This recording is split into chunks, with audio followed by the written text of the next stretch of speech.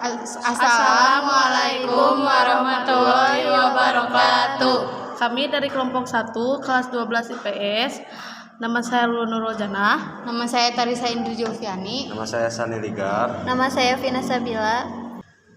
Di sini kita bakal ngebacain tentang evolusi manusia.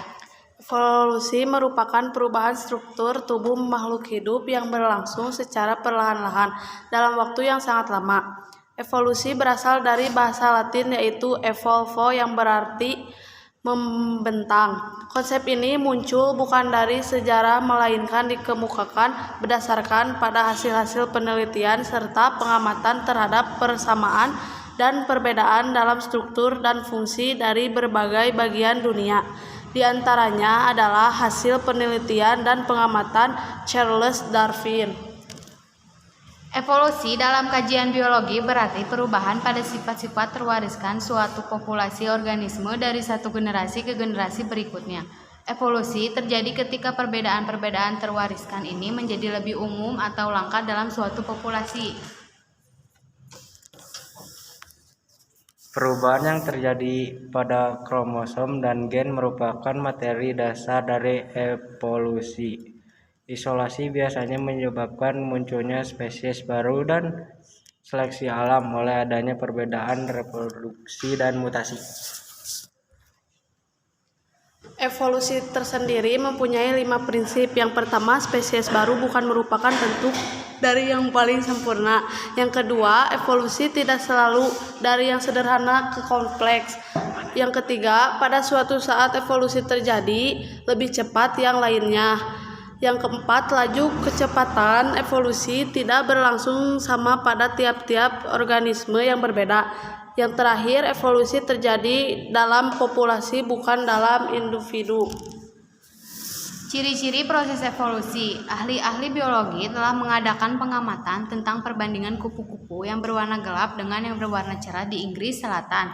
Masih sama pada tahun 1850. Akan tetapi, waktu mereka mempelajari koleksi dari daerah industri Midland di Inggris yang penuh asap, mereka menemukan sedikit sekali kupu-kupu yang berwarna cerah. Teori evolusi manusia purba. Teori evolusi Charles Darwin. Sebenarnya informasi mengenai manusia yang berevolusi dari kera muncul karena teori evolusi manusia menurut Charles Darwin